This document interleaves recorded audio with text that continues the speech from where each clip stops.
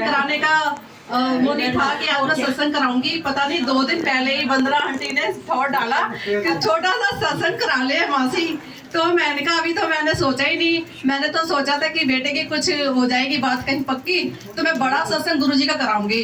तो गुरुजी अंदर से थॉट डाल रहे हैं कि तू कौन होती है बड़ा कराने छोटे कराने वाली, तू अभी करा, बाद में जब होगा जब देखा जाएगा, अभी तो छोटा करा ले। मैंने कहा त्योहार है गुरुजी, कोई आएगी नहीं संगत और जितनी आनी है मैंने भेजनी है, तू करा ले। तो गुरुजी ने ऐसे छोटा सा सत्संग छोटी दिवाली पर रखा। हैप्पी दिवाली गुरुजी। और एक छोटा सा और है, कल 2 दिन से मेरे को बहुत ज्यादा पेट में बहुत पेन हो रही थी स्टोन की, और आज मैंने कोई दवाई नहीं ली। गुरुजी को मैंने बोला गुरुजी मैं सत्संग में कैसे बैठूंगी, और इतना पेन हो रहा था मुझे, और आज ना मैंने दवाई ली ना कुछ भी नहीं लिया। आज मेरा पेन बिल्कुल खत्म है। गुरुजी ने सत्संग में पूरे सत्संग में बिना पेन के मुझे ऐसे बैठाया कि मतलब पता ही नहीं था कि मुझे दर्द हुआ है या नहीं। शुक्राना गुरुजी, जय जय गुरुजी, मेरे मालिक का शुक्राना। शुक्राना गुरुजी, शुक्राना आपदा हर वेले हर पल शुक्राना। शुक्राना मेरे गुरुजी, जो भावे सो काम कराना, जो ना भावे सो ना कराना। मेरे गुरुजी अपने बच्चे दे सिर पे मेहर भरिया हाथ रखना, मत उच्चे करनी मन नीवा करना। मेरे सच्चे बादशाह अपने बच्चे दे गुनाह माफ करना। हैप्पी दिवाली गुरुजी, हैप्पी दिवाली, हैप्पी दिवाली सारी संगत को। गुरुजी आपका लख लख शुक्राना जो आपने इस दरबार पे बुलाया। और छोटा सा सत्संग शेयर करूंगी। 15 तारीख को सोनिया आंटी के घर में सत्संग था, और पहले तो 16 तारीख को सोनिया आंटी के घर में सत्संग गुरुजी ने मतलब बोला था कि 16 तारीख को सत्संग है। किसी कारणवश वो 15 तारीख का सत्संग हो गया, और 15 तारीख को मेरे भी मन में आया था कि मुझे कहीं जाना है, और गुरुजी ने बोला कि सेवा तुमने यहाँ सोनिया के घर पे करनी है तो तुमने जाना कहाँ है। तो आंटी उस दिन सेवा गुरुजी ने ऐसी लगाई, मैंने मतलब 12 बजे सोनिया आंटी के घर में जाना था सेवा के लिए, और 10:30 बजे जैसे ही मैंने सत्संग लगाया, प्लेलिस्ट लगाई, तो पहला ही शब्द था कि सतगुरु की सेवा सफल है। तो मैंने कहा गुरुजी आज तो आपने ना मेरी सेवा सफल कर दी। पता नहीं क्या दिमाग में आया। रोज ही घर में हम सब कुछ जैसे सबके घर में सब होता है, घर का सामान भी, पैसे भी, गोल्ड भी, सब चीज़ें होती हैं। उस दिन क्या हुआ कैसे क्या मुझे तो कुछ नहीं पता। गुरुजी आप सब जानो। हम घर की चाबी कहीं भी कैसे कहीं भी रख देते हैं, कभी कहीं कभी कहीं कभी कहीं, किसी को अड़ोस पड़ोस को भी बोल के जाते हैं कि घर का ध्यान रखना।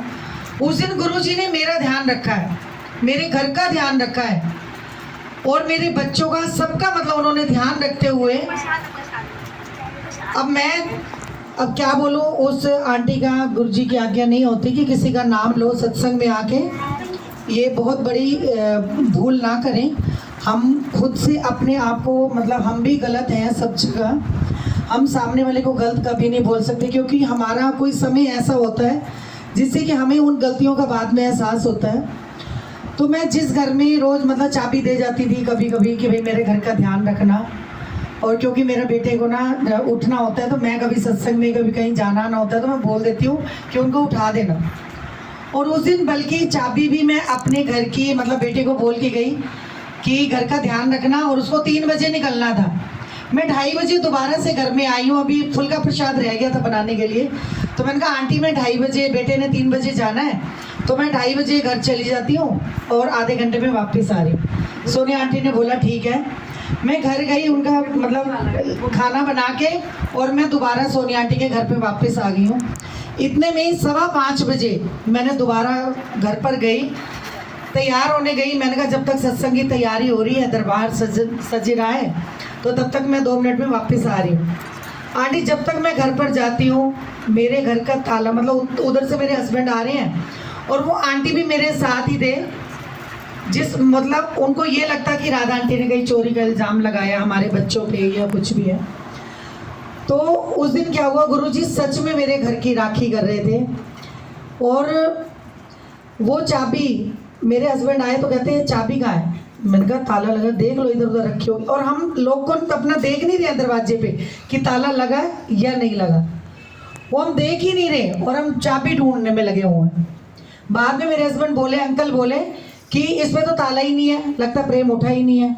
अरे मैंने कहा इसने तो 3 बजे जाना था, 5:15 हो गया है, इसको तो काम के लिए बहुत लेट हो गया। मैं शोर मचा रही हूँ, प्रेम उठ जा, प्रेम उठ जा, प्रेम, मतलब बेटा जवाब दे ही नहीं रहा अंदर से। मैंने कहा ये कैसे हो गया, समझ ही नहीं आया कि ऐसा कैसे हो गया कि बेटे ने 3 बजे काम पे जाना है और 5:15 हो गए हैं और अंदर से जवाब नहीं आ रहा, ऐसा क्या हो गया। गुरुजी जानते हैं हम बहुत डर गए थे। फिर वो पड़ोस में सब लोग, सारी दुनिया इकट्ठी हो गई कि राधा के घर पे क्या हो गया है। भाई वो शोर मचा रहे हैं, प्रेम ऊर्जा, प्रेम, इसके बेटे को क्या हो गया कि मतलब वो दरवाजा अंदर से नहीं खोल रहा है। और दरवाजा बजाते बजाते इतने में पड़ोस में हमारे रिलेटिव रहते हैं, उन्होंने बोला बेटा तो तुम्हारा गाड़ी लेके चला गया।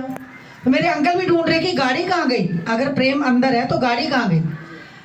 और गाड़ी भी ढूंढ रहे हैं और दिमाग काम ही नहीं कर रहा क्योंकि अंदर से दरवाजा बंद है और बेटा अंदर से जवाब नहीं दे रहा। हम बहुत डर गए, मेरा रोना छूट गया। मैंने कहा क्या हो गया, क्या नहीं हुआ।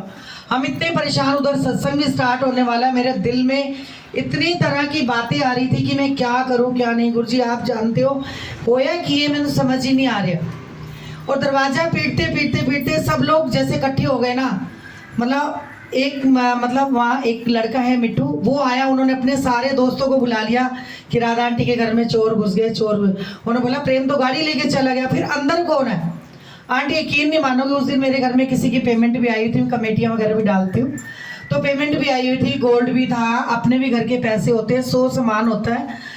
मैंने कहा आज तो मैं लुट गई, बर्बाद हो गई। अच्छी मैं गुरुजी सेवा करन आई हाँ, मेरा तो पिछो घारी बर्बाद हो गया। ये नहीं पता कि गुरुजी ने 10:30 बजे प्लेलिस्ट जैसे स्टार्ट करी तो गुरुजी ने पहले ही बोल दिया कि सतगुरु की सेवा सफल है। तो मैंने कहा आज क्या है क्या नहीं, मेरे को तो कुछ समझ में भी नहीं आ रहा।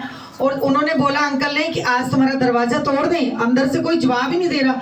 हमने पूरी कोशिश कर ली, अंदर से देखा कि जिनको हम रोज चाबी अपने घर की सौंप के जाते हैं उन्हीं का ही बेटा मेरे घर में चोरी कर रहा है और चोरी करते हुए पकड़ा गया। अब गुरुजी आप बताओ मैं उस टाइम क्या करती, मुझे कुछ समझ में नहीं आ रहा कि घर में ही मैं रोज उनको बोल के जाती हूँ कि घर की रखवाली करना और वो ही मेरे घर में चोरी कर रहे हैं।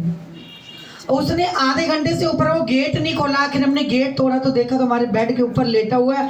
आंटी आंटी आंटी आंटी कोई मुखोटे वाले आए थे और आपकी अलमारी में से पर्स वगैरह लेके गए और मेरे को बेहोश कर गए। वो बोला आंटी, मेरे को उनकी मम्मी भी मेरे साथ में थे, बोलने लगे कि मेरे बेटे को क्यों आया क्यों। हम भी डर गए, भाई हुआ क्या, हमें तो कुछ समझ में भी नहीं आ रहा।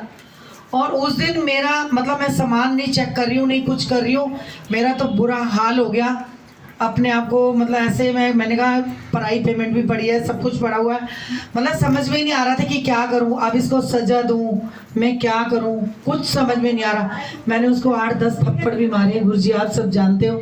मेरे को गुस्सा भी आया, मैंने गालियाँ भी निकाली। और इतने में सोनिया आंटी की मतलब बेटी वो मतलब पतीला वगैरह जैसे वो लेने आई प्रसाद के लिए। मैंने कहा जाओ जाओ अभी हमारे घर में चोरी होगी, तुझे पतीले की पड़ी हुई।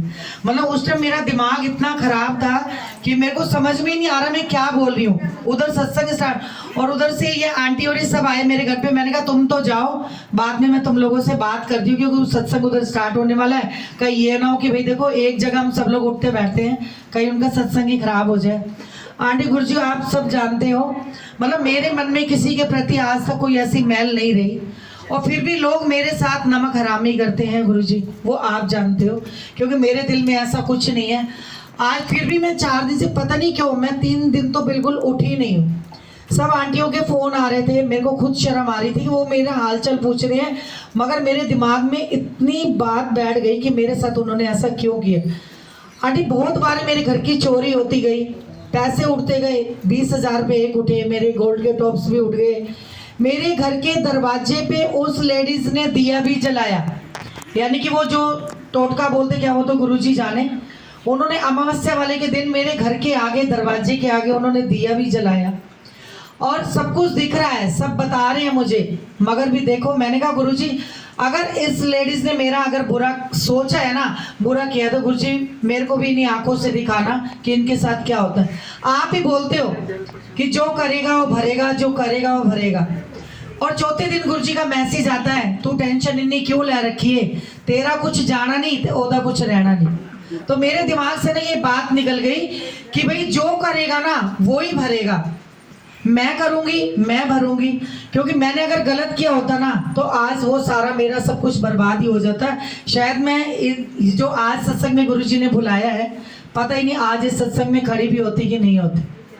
गुरुजी ने इतना बचाव किया है, इतनी रक्षा की है उस परिवार की, हमारी, हमारे शरीर की, मेरे पूरे अंकल आंटी बच्चों की, सबकी रक्षा गुरुजी ने की है। आज इतना बड़ा हादसा होते होते वो बच गया, कल ना जाने वो क्या होता, कल क्या होता वो गुरुजी को पता है। गुरुजी आप जाने जानो, आपका लख लख शुक्राना जो इतना सब कुछ बचा दिया और अपने लोगों से मुझे सतर्क रहने के लिए सिखाया। आपका लख लख शुक्राना गुरुजी, शुक्राना। हैप्पी दिवाली गुरुजी, गुरुजी हैप्पी दिवाली।